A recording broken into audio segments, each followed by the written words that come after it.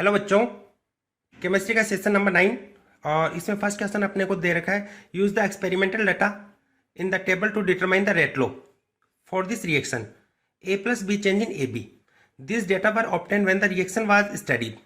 और इसके अंदर देखो ये कंसंट्रेशन ए और बी है, इसकी कंसंट्रेशन दे रखी है और इस साइड में आपको दे रखी है रेट, ये रेट दे रखी है। फिर देखा है कि what the rate equation for the reaction, इस रिएक्शन के लिए रेट इक्वेशन कौन सी होगी, या ये कह सकते हैं यहाँ पे ऑर्डर कौन सा होगा। तो यहाँ पे देखो बहुत सिंपल सा ही, यहाँ पे आप देख रहे हो रेट होता है वो डायरेक्टली प्रोपोर्शनल होता है। रेट है बेटा, वो रेट क्या होता है डायरेक्टली प्रोपोर्शनल, या इक्वल टू क्या लिखते हैं के ए की पावर एन मान लेते हैं, बी की पावर एम मान लेते हैं, ये मान लिया आपने। अब यहाँ पे इस क्वेश्चन में हम देखते हैं बी की कंसंट्रेशन इसको कांस्टेंट रखा आपने, बी की कंसंट्रेशन को कांस्टेंट रख के ए की कंसंट्रेशन को डबल करते हैं तो रेट पे कोई इफेक्ट नहीं पड़ रहा है। देख रहे हैं आप, बी की कंसंट्रेशन इसको कांस्टेंट रखा आपने, इसको तो आपने कांस्टेंट रख लिया बी की कंसंट्रेशन को, और आपने क्या किया ए की कंसंट्रेशन इसको डबल किया। ए की कंसंट्रेशन को डबल करने पे रेट पे कोई इफेक्ट नहीं पड़ रहा। इसका मतलब ये रेट है इसकी कंसंट्रेशन पे डिपेंड कर ही नहीं रहा। इसका मतलब ए के रेस्पेक्ट में ऑर्डर कितना हो गया, जीरो। तो ए के रेस्पेक्ट में ऑर्डर आपका कितना आ गया, जीरो। फिर देखो, फिर हम देखते हैं बी की कंसंट्रेशन, ए के लिए तो ऑर्डर जीरो हो गया, ठीक है। फिर देखो बी की कंसंट्रेशन फर्स्ट और थर्ड एक्सपेरिमेंट में देख रहे हैं, बी की कंसंट्रेशन आपने कितना किया, 3 टाइम। 0.1 से कितना किया, 0.3, यानी 3 टाइम कर रहे हैं। 3 टाइम करने पर रेट देखो कितना टाइम होगा, 9 टाइम। ये होगा ना 9 टाइम होगा, 2 इसको 9 से मल्टीप्लाई करें तो कितना आ रहा है, 1.8 इंटू 10⁻⁻3, यानी 9 टाइम होगा।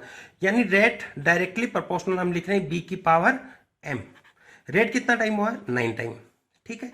और कंसंट्रेशन बी के आपने कितने टाइम की है, 3 टाइम, ठीक है। तो इस पर पावर क्या है, एम। तो इसको आप ये लिख सकते हैं ना, 3 की पावर 2 इक्वल टू 3 की पावर एम। जहां पर बेस इक्वल होता है वहां पर पावर भी हम इक्वल बना सकते हैं। तो यहां पर बी के रेस्पेक्ट में ऑर्डर कितना आ गया आपका, 2, ठीक है। तो आपका रेट एक्सप्रेशन क्या होगा, आर इक्वल टू के ए की पावर एन। एन तो कितना होगा, 0, जिस पे भी पावर 0 होता है उसका मतलब तो कितना होगा, 1। और बी है, इस पे पावर कितना होगा, 2। तो रेट क्या होगा आपके, रेट इक्वल टू के बी की पावर 2। ये हो गया ना, रेट इक्वल टू के ए के रेस्पेक्ट में तो ऑर्डर कितना होगा, 0, बी के रेस्पेक्ट में कितना है, 2। तो कौन सा ऑप्शन हो गया आपके पास में, 4th। क्लियर है।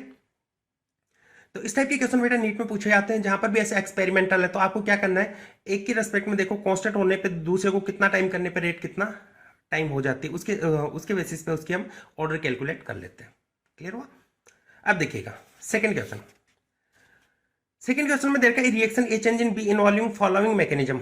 3 स्टेप यहाँ पर दे रखे, फर्स्ट फास्ट स्टेप है, दूसरी स्लो स्टेप है, थर्ड है फिर फास्ट स्टेप आ गया आपके पास।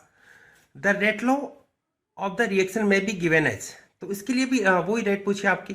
तो यहाँ पर आपको ये बता, रेट डिटरमाइनिंग स्टेप है वो कौन सी होती है, रेट डिटरमाइनिंग स्टेप आरडीएस, वो आपकी कौन सी होती है, स्लोवेस्ट स्टेप।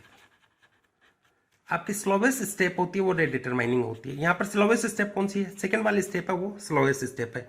तो आप यहाँ पर रेट क्या लिखोगे, रेट इक्वल टू के टू बी। हालांकि ऐसा होता है कि है ना, यहाँ पर ये इंटरमीडिएट है, फर्स्ट वाले फास्ट स्टेप का जो प्रोडक्ट होता है एक के लिए इंटरमीडिएट की तरह बिहेव करते हैं तो उसको रिमूव कर देते हैं, लेकिन ऐसा ऑप्शन अपने दे नहीं रखा। तो इसलिए हम कौन सा कंसीडर करेंगे, ये वाला कंसीडर करेंगे कि स्लोवेस्ट स्टेप होती है वो रेट डिटरमाइनिंग स्टेप होती है, ठीक है।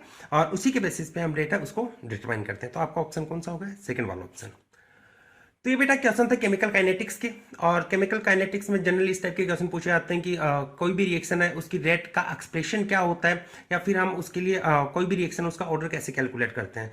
तो यहाँ पे 2 क्वेश्चन आपको करवाएं, एक में तो कोई भी एक्सपेरिमेंटल डेटा आपको दे रखे हो, उसके बेसिस पे आपसे जब भी पूछा जाए तो एक को कांस्टेंट मान लो, कांस्टेंट वाले डेटा देख लो, फिर देख लो कि सेकंड वाले को कितने टाइम करने पे रेट कितने टाइम हो गई, उसके बेसिस पे ऑर्डर कैलकुलेट कर लेते हैं।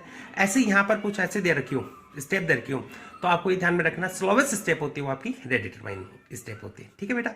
All the very best. तो इनको आप सॉल्व कर लीजिए।